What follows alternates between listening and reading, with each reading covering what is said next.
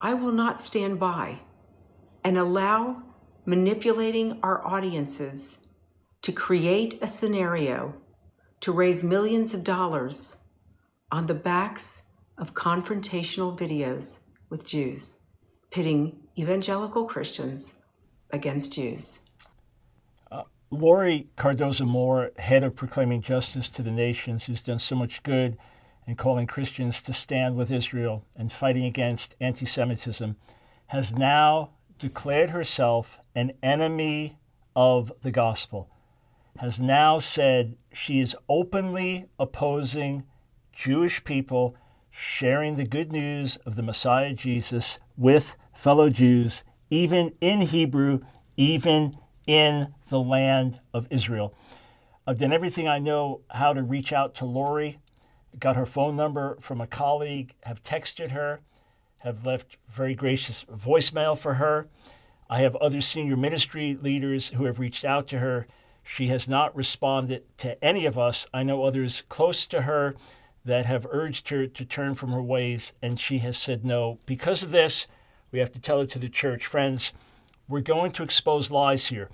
On a personal level, I get lied about all the time. I get misrepresented all the time. That's fine. It comes with the turf.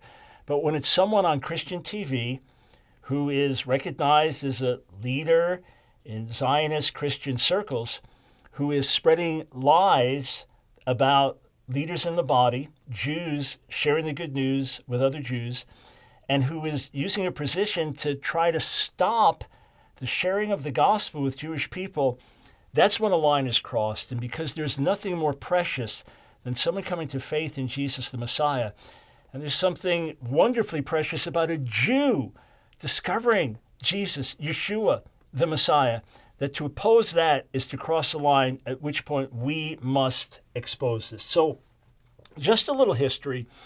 God TV, led by my friend and colleague Ward Simpson, launched a Hebrew-speaking channel in Israel at the invitation of the local cable network, Shelanu.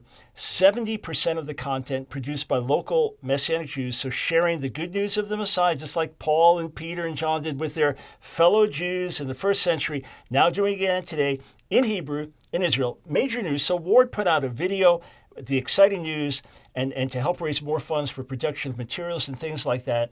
And in the video, which I only found out afterwards when I saw it, he included a clip of mine from Jerusalem about 2 years earlier, where I was surrounded by some hostile ultra-Orthodox Jews who were spitting at the name of Jesus.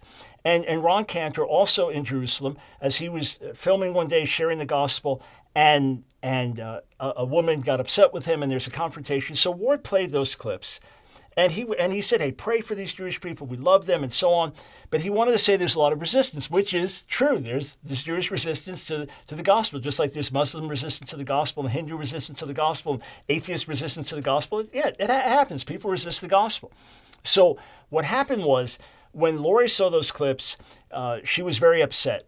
And she put out a statement, and I'm looking at this headline from World Israel News that says, evangelical leader calls on Netanyahu to take down God TV. And in this quote, Laurie said, any attempts to convert Jews. So she's talking about a Jewish person coming to faith in the Jewish Messiah. If the New Testament is true, Jesus is the Messiah of Israel. It's that simple. He came as the Messiah of Israel.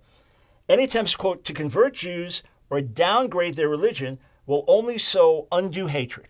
Now, it turns out that fundraising video, Ward realized, was poorly worded in certain ways and could get a negative reaction within Israel. So he pulled it immediately and issued a public apology in a press release in English and then translated into Hebrew and made clear, hey, we are talking to Jewish people about putting their faith in the Jewish Messiah, which is what we're supposed to do. The Great Commission begins where? In Jerusalem.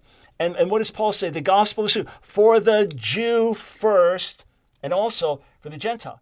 Laurie puts out the statement. Many reached out to her. Many called on her to pull back from it. Instead, she issued a newsletter, sent this out, and I'm looking at the email in front of me. And here's what's a shocker. She talks about Jewish people sharing their faith in Jesus the Messiah. And here's how she describes it. A pandemic of hatred. Can you believe that? She says it is anti-Semitism raising its head in the Christian community and calls it a pandemic of hatred and is using this to raise money. Laurie, I don't know what's gotten into you. I don't know what you're thinking. I don't know how this happened. But Jewish people sharing their faith in the Messiah with fellow Jews is a pandemic. It's not a pandemic. It is an outpouring of love. It's a pandemic of nothing. It's an outpouring of love. It's an outpouring of grace. I am so grateful that Christians shared the good news with me 48 years ago.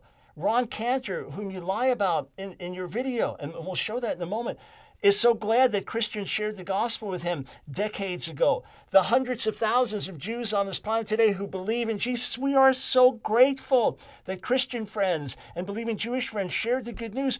Why on earth, Laurie, would you oppose that? Why on earth would you stop the good news from being shared with Jewish people who need Jesus like everybody else? Well, here's what happens. Laurie now begins to make these incredible, bogus claims. Let's listen. They went out, Ron Cantor and Dr. Michael Brown went out, one into Tel Aviv, one into Jerusalem, and we were told that Dr. Michael Brown was out filming on the streets. Well, I didn't see a camera crew. I didn't see him filming or producing anything. You didn't see anything because you weren't there. Now, Ron has a whole video and gives details on his day. He was in Jerusalem as well. Mine was 2 years earlier, okay? And it just so happened God TV chose to use that word, Our Friends. I didn't even know about that until I saw the video. But that was 2 years earlier. The reason I didn't see the camera crew is because the camera crew was filming. All right, they were filming this incident.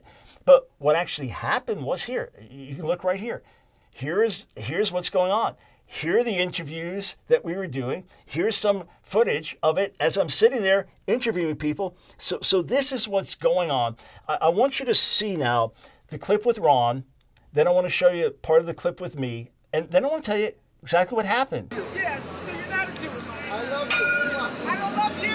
I wish you would leave because you don't belong here. Listen, I haven't done that to you. Yeah, I don't know how you got it. I got it because I was born a Jew. Yeah, you were born a Jew, but you don't act like a Jew. I do. You're a lost Jew. I am a Jew who found the Messiah. Yeah, who's the One day, Messiah? Jesus. Oh, God. One day you'll find him. No, I found my religion. I'm very proud of being Jewish, and Jesus is not the Messiah. Well, we'll find out. Darling, I hope one day that you really understand what it means to be a Jew, because right now you are floundering and you are lost, and you do not understand the meaning of being a true, proud, original Jew. On that note, I don't love you, but I wish you the best of luck in every way. Thank you. Because you are lost and floundering. Thank you. All right, and Ron expresses his love for her in the midst of her feelings towards him. That was one of the clips, and just showing what can happen in Israel when you're sharing the gospel on the streets. They were doing filming, and she happened to walk by and interrupt it. And then this is how I ended up surrounded. I'm going to tell you exactly how this happened and show you the footage for how it happened. Surrounded by ultra-Orthodox Jews. And as commonly happens, when they hear the name of Jesus, there is a negative, hostile reaction because they know the Jesus of church history. And listen, I've written about this. Since 1972, anti-Semitism in church history has been an issue to me. Okay, I would imagine that predates Laurie's interest in this. I wrote our most translated book out of almost 40 books I've written, Our Hands Are Stained with Blood, The Tragic Story of the Church and the Jewish People. That's a picture of the original edition, came out in 92. It's been in print ever since, and now we released a brand new edition at the end of last year. And I've got a new book coming out in September called Christian Anti-Semitism, Exposing the Lies in Today's Church. That's coming out in September. I am absolutely, fluently aware of the history of Christian anti-Semitism. In fact, it's May now of 2020. I'm recording this. June of 2020, I am scheduled to teach a class at the King's University, a college and graduate level class on contemporary anti-Semitism. I fought against this for decades. All right, so I understand that many traditional Jews, the only Jesus they know is the Jesus of crusades, inquisitions, even the Holocaust they associate with Jesus. And in rabbinic literature, many understand that there are negative references to Jesus, that he's a bastard, illegitimate child, that he was a sorcerer, that he led Israel astray. That's what they're thinking. When I say I believe in Jesus, that's why spitting on the floor, okay? So I just want you to see this clip where it's surrounded by these ultra-Orthodox Jews. This is what happens. I'm a Jew who believes in Yeshua. People coming up to אנחנו לא מאמינים בישו, Don't believe in Jesus. טפו, איכסה, Believe in what you want. But don't איכס, come to Kiev. חס ושלום, לא מאמינים All right, בישו, so לא מאמינים. Laurie took exception to this, said we stage confrontational videos. Laurie, you said that without any evidence, and it is a lie. Everyone that prays for proclaiming justice to the nations, board members, fellow workers, those that air her shows, I want you to understand she is posting lies publicly about Jewish leaders in the body, Messianic Jews, reaching our own people with the good news. So you want to know what actually happened? All right, here's where I explain, before we do our filming that day, here's a clip where I explain what we're actually going to do. Yes, so we're here on Jaffa Street in Machane Yehuda in Jerusalem, and we're going to talk to Israelis, hopefully some religious Jews, some non-religious Jews, and talk to them about Mashiach, Messiah, talk to them about relationship with God, forgiveness of sins, maybe even get their views on Christian beliefs and things like that. So we'll see if we can get some good interviews and perhaps plant some spiritual seeds and get people thinking more about God and his Messiah. So that's what happened. And then we had this consent form. One of our team members would go up to people and say, are you willing to sit down and do an interview that's going to air on God TV? And this is going to be for a Christian audience, all right? She explained that. And then there's the consent form. You're allowing them to use this with our camera crew, okay? So we had a twofold goal. One was we wanted to get some good footage and use that footage now to get a Christian audience educated on what Jews believe about Messiah and things like that. So that was one goal. The other goal, if the person was interested in what we believed and was willing to talk more, then we were going to connect them to local believers. That was it, okay? Everything was going fine, everything peaceful, until a fellow with the organization Yad L'Achim, which is an infamous organization in Israel that does whatever they can to push Jews away from faith in Jesus and to stop our witness in Yeshua going forward. He comes with his cell phone, begins yelling, missionary, missionary, and disrupts what we're doing. Here, this is a clip of this gentleman. This fellow is yelling out that we're missionaries and everyone from Russia. Yeah, so they're trying to scare people and intimidate. We're here openly, freely, Out from here. as Jews Out who from believe here. in Stop the Yeshua. missionary activity to the Jews. Stop the missionary activity to God the bless Jews. you. I just pray that you'll come If, to know the love if of God God. bless you, and don't the good- don't make missionary activity to the Jews. I'm talking as a Jew to a Jew. No, you are not a Jew. You're not a Jew. I'm a Jew. You're not a Jew. Why- Missionary. How come I'm not a Jew? Here, we get you on camera. Let's tell the whole world. How come I'm not a Jew? How come I'm not a Jew? Missionary. יש לי חבר, יש לי חבר טוב. באתם פה כחרדים, לחפש כחרדים לעשות מיסיון ליהודים. פחדן. פחדן. מיסיונרים! מיסיונרים! Missionary, missionary, right? And there you see my cameraman, we're walking, okay? So he kept following us. The other local believers that were there, they didn't want any disruption. They walked away, so he kept following me. And I said, when you stop, then I'll leave. He actually called the police to get us arrested. I mean, here, you can see footage not only following me as we walk with our team, Laurie. This is what happened. Why did you have to lie about this, Laurie? How's this help your case by lying? What good does it do to defame Ron and defame me? Again, fine, we get defamed all the time. But this now hurting precious Jewish souls. It's people we want to reach, people we want to tell the good news to. And now you're posting lies about this. Why in the world would you do this, Laurie? 100% bogus. We did not stage anything. God forbid. So finally, when he kept harassing me and when he had called the police, and now I thought, okay, he reported to two local officers there. I said, fine, I'll wait until someone comes here because I haven't done anything wrong. Now I'm surrounded by ultra-Orthodox Jews. So what am I going to do? I'd start to talk about Jesus, Yeshua, the one I love. And the moment I mention his name, spit on the floor. It's not a surprise given who they think he is. And I'm there full of compassion, not angry, not yelling, full of compassion, wanting them to know who Yeshua really is. Paul's heart was broken for this. These are the ones that the Messiah himself referred to as the lost sheep of the house of Israel. And now Laurie, as an alleged Christian Zionist, is setting herself up as an enemy of the gospel. And you can call yourself a Christian Zionist, but to be Christian means to recognize that Jesus is the Messiah of Israel and the Savior of the world. And if you're Christian, you do not oppose Jews sharing their faith with other Jews. Here's what Laurie has to say, though. It's truly mind-boggling. This is the problem, ladies and gentlemen. This video was obviously created for it to be used as a fundraising tool. And so what did it do? We had Ron in Tel Aviv confronting a Jewish woman and then telling her that he loved her? Really? He doesn't even know her. Did he even spend the time? Did he take the time to go sit and have coffee with her and build a relationship with her? No. What about Dr. Michael Brown? What was he doing on the streets or on the street in Jerusalem with those young men that would make them want to spit on the ground? I've never seen that behavior. And I've been going to Israel since 2003. This is the problem, ladies and gentlemen. This is why I was so outraged. I was shocked that this would come from Ward Simpson, and even more shocked that it would come from Ron Cantor and Michael Brown. Laurie, what are you shocked about? What on earth are you shocked about? First, when you say Ron doesn't even know her, how can he love her? Did you say you love the people of Israel? Does that mean you know every single Israeli? Can we love people that we don't know personally?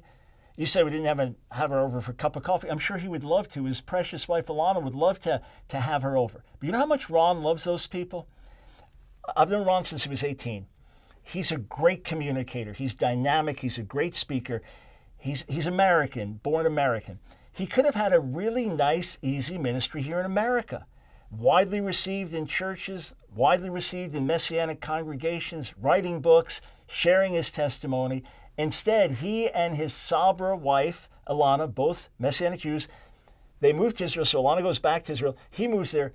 Laurie, it takes him 7 years to master Hebrew so he can speak fluently. 7 years of breaking his teeth. Why? So he can share his faith with his own people in Hebrew. And what do? You're trying to stop him. You're posting lies about him and trying to stop him. Why in the world? You say, what was Dr. Michael Brown doing on the streets? We told you exactly what we were doing on the streets. Now, I want to play one more clip from Laurie because this is what is so mind-boggling. She is shocked that a religious Jew would spit on the ground here in the name of Jesus. I wonder, Laurie, have you forgotten what you know about anti-Semitism in history and anti-Semitism in the church and why a Jew might actually spit when they hear the name of Jesus and how they really even don't know who he is, which is why it's so urgently important that we share who he is? But here's another clip from Laurie. It exposes a shocking level of ignorance here from someone that works regularly in Israel. But listen to what she says. I am in Israel twice a year filming interviews, doing interviews on the street with my crew, with my camera crew. And I have never had a group of young Israelis, Jewish young men, attack us on the streets and spit on what we were saying. Never. We have always been accepted. In fact, people come up to us and ask us what we're doing, and we tell them about our Focus on Israel show and how we are trying to educate Christians around the world to stand with Israel and the Jewish people. We aren't out there creating confrontational videos to create a narrative so that then we can put it up on the screen and try to raise millions of dollars from Christians. Actually, you put out the fundraising letter on the heels of this, calling our sharing the good news of Jesus a pandemic of hatred and anti-Semitism. As for us staging videos, creating a narrative, lie, lie, lie. As for us raising millions, please show me. Check out my books, my ministry's books, and Ron's ministry's books. But please show us the millions that we've raised through this. But Laurie, this is This is what is especially mind-boggling to me, that you know the people of Israel, yet you really don't.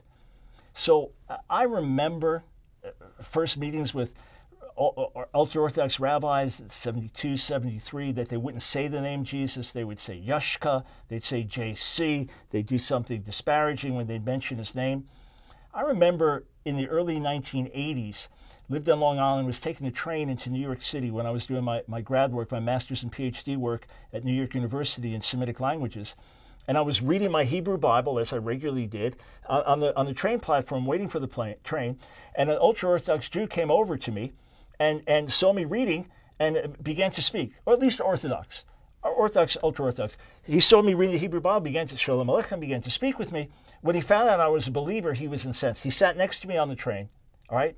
He got so mad at me for being a Jewish follower of Jesus, he spat in my face. And I remember as he did that, I said to him, "You really love me. You are so upset with me as a Jew, believing what I believe, that you really love me." He got so angry, he took my Hebrew Bible, he threw it down the train car, all right? The conductor had me walking. I said, "Excuse me, could you please give me the Bible?" When he got off the train, he said, "If I ever see you talking to another Jew about Jesus, I'll strangle you." That's how upset he was. I remember doing a lecture at the invitation of a Christian group at Yale University in the early 1990s. And it was in the days of a rising movement that the followers of the man known as the Lubavitcher Rebbe, Menachem Mendel Schneerson, they were hailing him as the Messiah, but he was now had a stroke and he couldn't communicate. And I did an outreach talk, and I said, well, let's examine the credentials of the Lubavitcher Rebbe, an incredible Jewish leader, maybe the greatest of this generation, and Jesus Yeshua. Let's examine that. So some of his followers came in, local campus rabbis from Lubavitch. They walked in on the lecture. They wanted to speak. I said, as soon as I'm done, I'll give you equal time. We go back and forth. Let's have dialogue. In a lecture hall at Yale University, when one of the rabbis mentioned Yeshua's name, he spat on the floor. In the lecture hall at Yale. Hey, here's a note from an ultra-Orthodox couple. They work in an ultra-Orthodox community. I can't say where or give their names for confidentiality purposes, but listen to what they wrote. "We have been spat on, have our literature ripped up in front of us, had our Bibles stolen from our table and thrown in the trash, and unfortunately have been called worse than Hitler, because he came to, quote, kill the body, we came to kill the soul, but we press on in love to continue to share the greatest news there is." Here, we have friends that set up a place called Adulam in Jerusalem, especially for young people, 20-year-olds, 25-year-olds that come out of ultra-Orthodoxy. They come out of the Haredi community. They have nowhere to go. This is like a halfway house for them. Maybe a 19-year-old kid coming, he needs a place to stay for the night. He's been rejected by his family. He doesn't know what he believes. He's maybe get on drugs, he doesn't know what he's going to do. A great place for them to hear the love of God, to meet, all right? And that's what it's for. When word got out about this, one ultra-Orthodox rabbi, and we know who it was, we know the broadcast where he did it, he called for a tax on the bill. Here, look at this. Laurie, look at this. This is the broken glass, okay? And what were they doing? They were loving people. They were caring for people that were looking for help and guidance and coming to them. Do you want to stop that, Laurie? Do you want to tell those folks, well, you must go back to your old community? Or do you want to talk to the Haredi Jews who now believe Yeshua is the Messiah and tell them they must reject him? Is that what you want to take the water of life from people who need it and discriminate against Jews and say the gospel of Jesus, the Jewish Messiah, is for the Gentiles and not for Jews? That's the ultimate anti-Semitism, Laurie. Here is the daughter of one of the gentlemen that worked in that house there talking about how she was physically attacked by religious Jews who were upset with them sharing the good news of the Messiah. I've been attacked lately a lot, and basically it's a free country. Everyone should get his right to believe in what he believes, and I shouldn't be scared or ashamed to talk about it. I'm not trying to mentally affect anyone.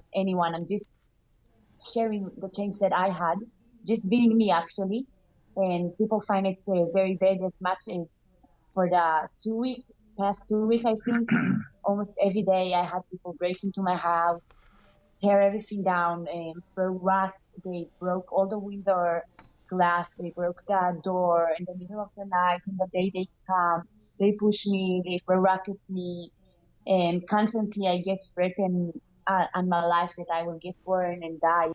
Do you care about that Jew, Laurie? Do you care about that Jewish woman? Do you care about her and her family being attacked? Do you care about that?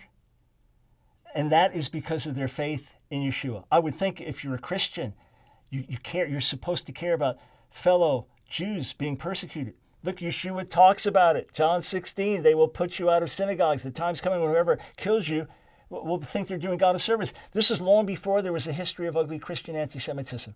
Yes, there has been Jewish resistance to the gospel since the days of Jesus.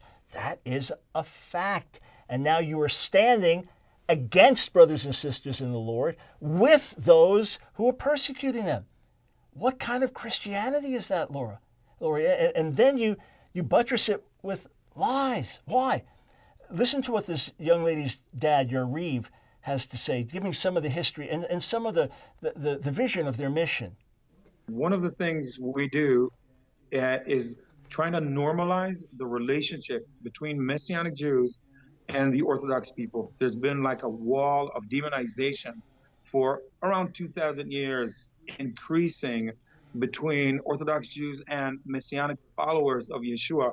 And we're really trying to break down that wall of demonization and create this normalization in relationship, basically saying, hey, we're here, and have dialogue with ultra-Orthodox Jews around us. And this dialogue produces amazing works that touch and reach society around us because we have so many things we agree upon.